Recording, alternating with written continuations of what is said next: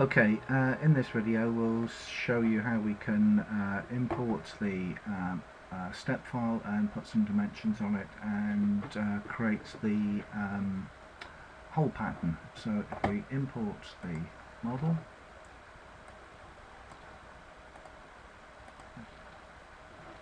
okay, so that's the 3D model. Now the first thing we need to do is to rotate the model round to one of these faces that has the holes. So if I right click the mouse and say pick faces, hover over the face, right click and say rotate to face. So what that now does is it brings that face into the XY plane for me, so that that's now the plane that I'm working on. So if I need to put some dimensions on there and find out the position of the holes, then the way I do that is to go to the Geometry tab and go into Dimensioning, and then I can select the points and also select the centers of the circles. But before I do that, I need to check that my selection filter has got all the elements that I want it to find. So these are the elements that it's able to snap to. So we'll switch on all of those. And then in the dimensioning dialog box here, we can dimension between 2 points, or in the case of this instance, we want to do X only. The snapping, I'm setting the end point and I'm setting the center point. So I'm now snapping onto here and here, so this is picking up the center points of the circles. So if I need to know the dimensions for them, then I can get them from here, and we could do the same thing in the Y plane.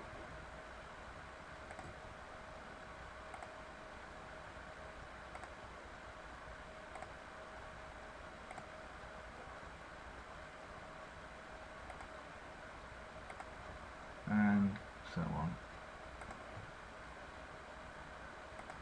Okay, so that's set up the dimensioning. So if I want to just dimension the points from a known position, so I could choose any one of these corners, but obviously it needs to be a position that you know about relative to the geometry and the machining that's already taken place.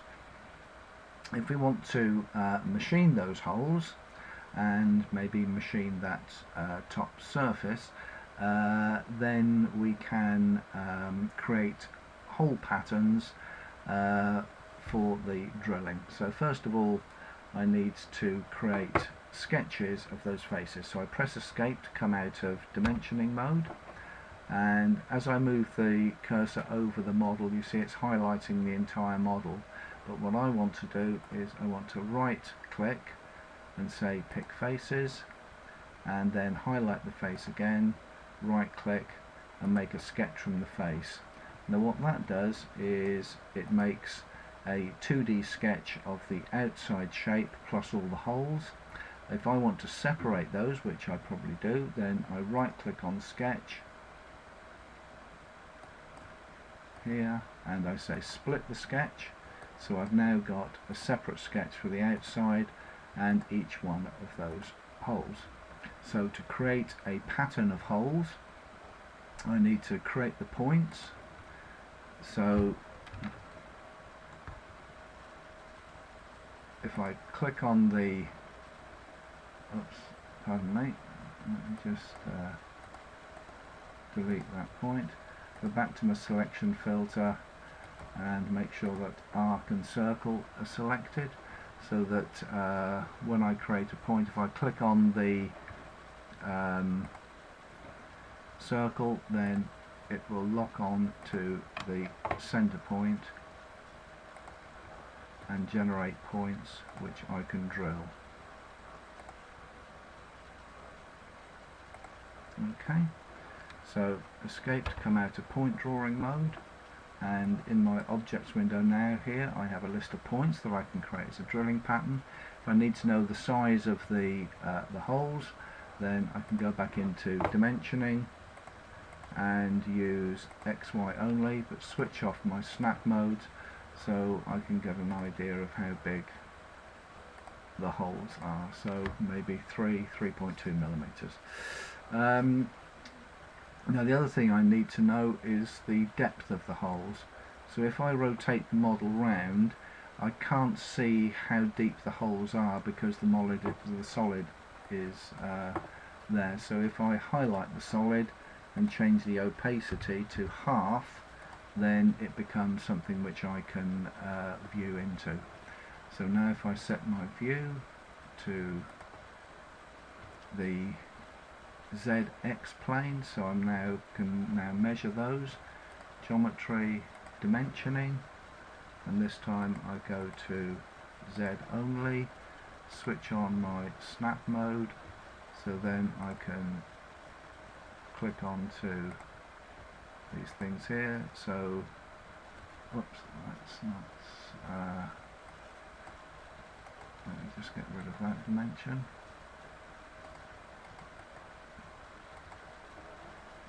Okay, center point, intersect, and again switch on the selection filters so that it now snaps onto there. So those holes are 15 millimeters deep. Okay, so I've got the holes created there for the points, and if I highlight all of those, then I can right click and say a new drilling operation. So I can choose the type of operation I want. Let's have a hex drill. We can set the final depth as being -15, set the spindle speed and the feed rate that we want. The clearance plane is above the 0 position, so Z0 is that face. The clear plane is above there where it changes from rapid into feed rate. And the tool I want to use, I've got a small drill bit here, but you can set up the size of as many drills as you like. Okay, so that's created the tool path for the drilling operation on those holes. If we needed to machine that top face at all, then we could highlight the sketch, right click and say create a pocketing operation on there, set the step over, whether we wanted to machine out from the center or the boundary, choose the tool we wanted to use, and the depth, I'll make it 0.1 just so we can see it on the simulation, and again set the spindle speed and the feed rate. So that's created the operation there to machine that out. If we wanted to, we could start off at a higher depth and machine down in a number of Z steps. Let's save this file away.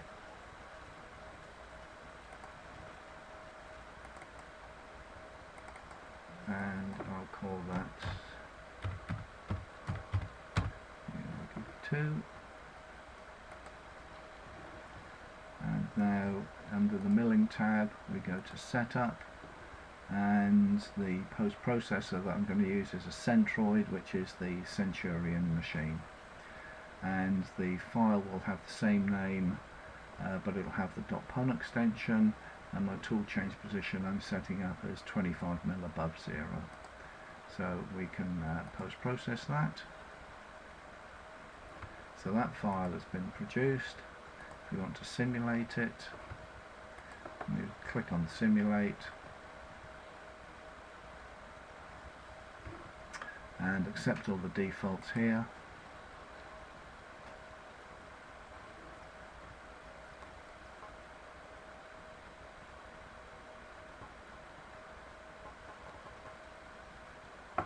And in the simulator we can just run the toolpath.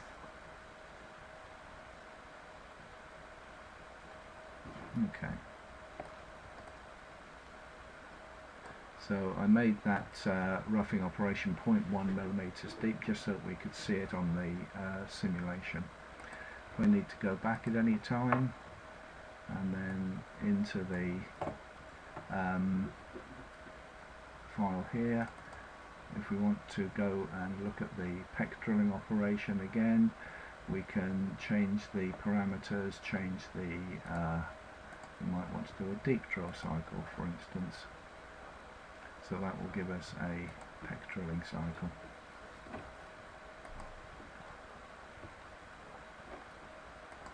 Run the simulator again.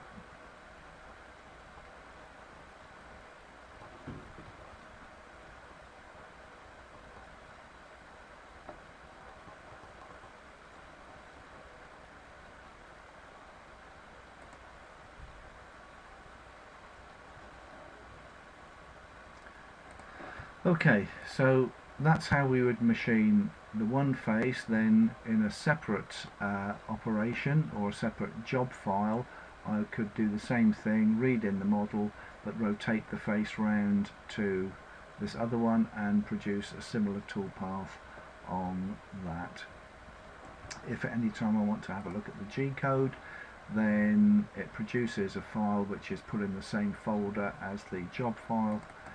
And if you have a quick look at that, then these are pretty standard G-codes for machining that shape. Okay, so that's how we can import the file, dimension, and create hole patterns to machine the holes and the faces as we need to.